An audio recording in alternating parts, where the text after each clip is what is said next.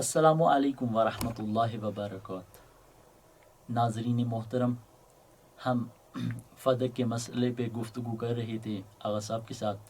اسی گفتگو کو ہم آگے بڑھاتے ہیں اور آغا صاحب سے مزید سوالات کرتے ہیں۔ السلام علیکم آغا صاحب۔ وعلیکم السلام ورحمۃ اللہ وبرکاتہ۔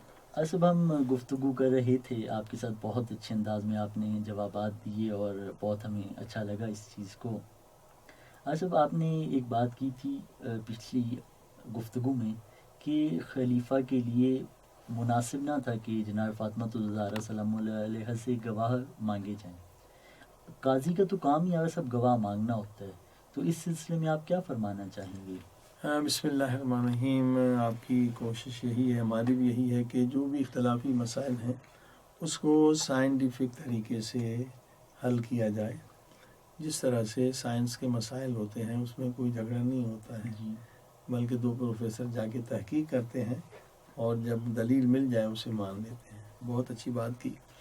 دیکھیے، جو ہم نے کہا تھا کہ مناسب نہ تھا پاک بیوی حضرت فاطمہ زہرا سلام اللہ علیہ سے گواہ مانگنا، اس کی وجہ قرآن مجید کی ایک آیت ہے، سورہ آل عمران، تیسرا سورہ ہے اور اس کی آیت نمبر 61 میں ہے۔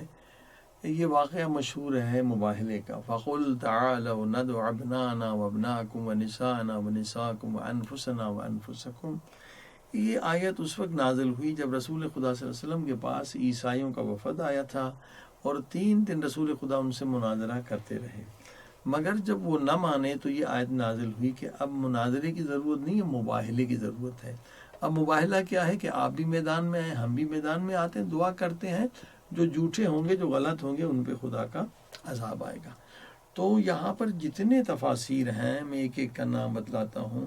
جیسے بڑی تفسیر در منصور نے بھی لکھا، تفسیر بغوی نے لکھا، تفسیر سبعانی نے لکھا، تفسیر کشاف بہت مشہور ہے اس نے لکھا، تفسیر خازن نے لکھا، تفسیر وسیط نے لکھا، تفسیر شعراوی نے لکھا، اور پھر شرح میں دیکھیں جو شرح ہے بخاری کی، اس میں منار القاری فی شرح بخاری نے لکھا ہے، اور لمعات جو ہے شرح مشکات، اور بہت ساری کتابیں جو انشاءاللہ آپ دیکھیں گے پروگرام میں۔ تو ان سب نے لکھا کہ ابنانا کی جگہ پہ رسول خدا امام حسن حسین علیہ السلام کو لے کر گئے، اور نسانا کی جگہ پر حضرت فاطمہ زہرا سلام اللہ علیہ کو لے کر گئے، انفسنا کی جگہ پر حضرت علی علیہ السلام کو لے کر گئے۔ اور جب عیسائیوں نے پنجتن پاک کو اکٹھا دیکھا، ان ہستیوں کو دیکھا، اصل میں رسول خدا یہ گواہ کے طور پر لے کر آئے تھے، تو ان کے علماء نے کہا کہ اگر ان سے مناظرہ کرو گے، مباہلہ کرو گے تو تمہاری نسلیں ختم ہو جائیں گی۔ آج ایسی ہستیاں ہم دیکھ رہے ہیں کہ اگر یہ پہاڑوں کو حکم دیں تو پہاڑ ہٹ جائیں گی۔ شانی بی بی پاک فاطمہ زہرا سلام اللہ علیہ، امام حسن حسین اور حضرت علی علیہ السلام رسول خدا اپنی نبوت کے ایک طرح سے گواہ بنا کر لے کر گئے۔ تو سامنے میں مسلمان نہیں تھے، عیسائی تھے، مگر انہوں نے رسول خدا کے ان گواہوں کو مان لیا، پنجتن پاک کی حقیقت کو جان لیا، اور انہوں نے مباہلہ نہیں کیا۔ تو اب خلیفہ تو مسلمان تھا اور اسے مباہلے کا بھی پتہ تھا کہ یہ وہ ہستیاں ہیں جن کی ایک تو انما یرید اللہ کی آیت نے گواہی دی، جو ہم پچھلے پروگرام بتا چکے ہیں کہ یہ معصوم ہیں، یہ جھوٹ نہیں بول سکتے، اور پھر مباہلہ میں یہ اللہ کے رسول کی رسالت کے گواہ ہیں، اور اس کے سامنے جو ہے وہ کافر ہیں، مگر انہوں نے مان لیا۔ تو اس لیے میں نے عرض کیا تھا کہ مناسب نہیں تھا قاضی کے لیے، کوئی عام شخص ہو تو ٹھیک ہے، تو گواہ مانگنے چاہیے، لیکن یہاں پر یہ نقطہ ہے۔ دوسری آیت جو ہمارے پاس موجود ہے کہ مناسب نہ تھا جی صاحب گواہ مانگنا، وہ سورہ رعد کی آیت ہے 43، 13ویں سورہ رعد 43۔ وَيَقُولُ الَّذِينَ كَفَرُوا لَسْتَ مُرْسَلًا، رسول خدا کے بارے میں کافر کہتے ہیں یہ رسول نہیں ہے۔ قُلْ كَفَى بِاللَّهِ شَهِيدًا بَيْنِي وَبَيْنَكُمْ، انہیں کہہ دو کہ میری رسالت کا گواہ کون ہے؟ خدا ہے۔ ہاں، وَمَنْ عِنْدَهُ عِلْمُ الْكِتَابِ، اور میری نبوت کا گواہ وہ ہے جس کے پاس پورے کتاب کا علم ہے۔ یہاں پر اہل سنت کی جو تفسیر ہے، ثعلبی نے یہی لکھا کہ من عندہ علم الکتاب سے مراد حضرت علی علیہ السلام ہے، ٹھیک ہے. اور ابن عربی نے بھی یہی لکھا، البتہ دو قول اور بھی نقل کیے کہ اس سے مراد جو ہے حضرت علی علیہ السلام ہے.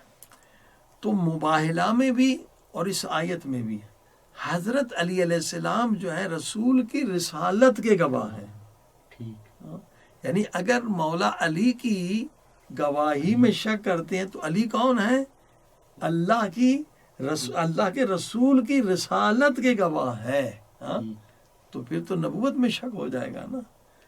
تو پاک بی بی فاطمہ زہرا سلام اللہ علیہا نے جو گواہ دیے ہیں جی بالکل وہ حضرت علی علیہ السلام ہیں، جو نبی کی نبوت کے گواہ ہیں، مباہلے میں آئے ہیں. حسن حسین اور ادھر انما یرید اللہ کی آیت ہے.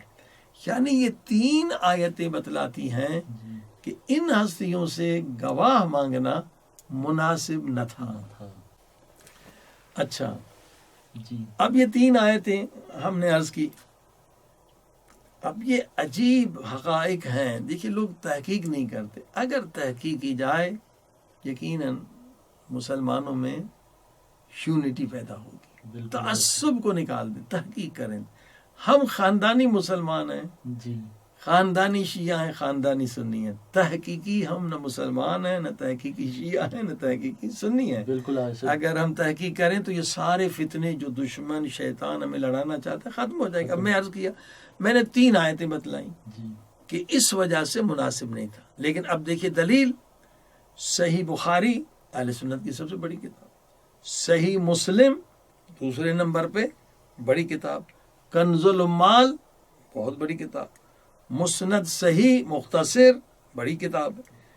پھر مصنف ابن ابی شیبہ امام بخاری کے استاد ہیں. اچھا.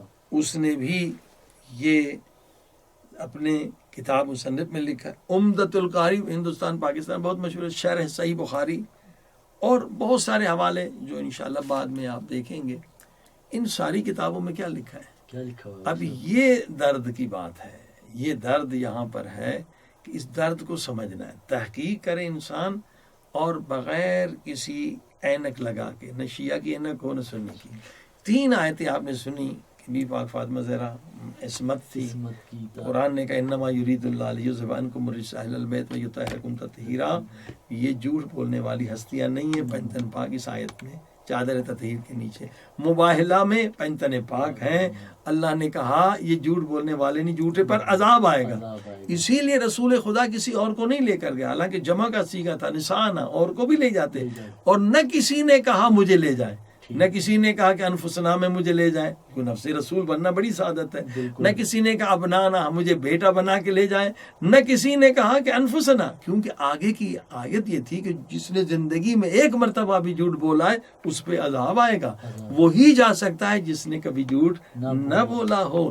اور یہاں مسئلہ یہ ہے کہ ان سے گواہ مانگے گئے، مگر حضرت ابوبکر کے پاس جابر ابن عبداللہ آتے ہیں، وہ بھی صحابی ہیں، بلند مقام ہیں. یہ سارے حوالے آپ دیکھ سکتے ہیں صحیح بخاری میں، صحیح مسلم میں، اور کنز العمال میں، مسند ابن ابی شیبہ میں، عمدۃ القاری میں. اور اس نے کہا کہ رسول خدا نے مجھے کہا تھا کہ جب بحرین سے مال غنیمت آئے گا تو میں اس سے تمہیں مال دوں گا. ٹھیک ہے نا. اب یہاں پر حضرت ابوبکر نے ان سے گواہ نہیں مانگے. یعنی یہ مسئلہ بہت علمی اور تحقیقی بھی ہے. یہاں تو بہت افسوس کی جی میں نے عرض کیا. جی وہ صحابی تھے، ہاں بلند مقام ہے ان کا، مگر عصمت کا مقام نہیں تھا. ان کی آیت میں یہ آیتیں ان کی شان میں نازل نہیں ہوئی ہیں. تو پاک بی بی فاطمہ زہرا سے حضرت ابوبکر گواہ مانگ رہے ہیں، اور جابر بن عبداللہ انصاری سے گواہ نہیں مانگتے. بغیر گواہوں کے انہیں وہ مال غنیمت سے رقم دے دیتے ہیں. تو یہاں پر یہ جو مسئلہ ہے یہ تھوڑا سا دکھ والا مسئلہ ہے کہ اسی لیے پاک بی بی فاطمہ زہرا جو ہیں غضبناک ہوئی ہیں. جو ہے غضبت کہ بی بی پاک کیوں غضبناک ہوئی ہیں، وجہ یہی تھی کہ بھائی دوسروں سے آپ گواہ نہیں مانگ رہے ہیں، اور جو نبی کی بیٹی ہے جس کی شان میں یہ آیتیں ہیں ان سے آپ گواہ کیوں مانگ رہے ہیں؟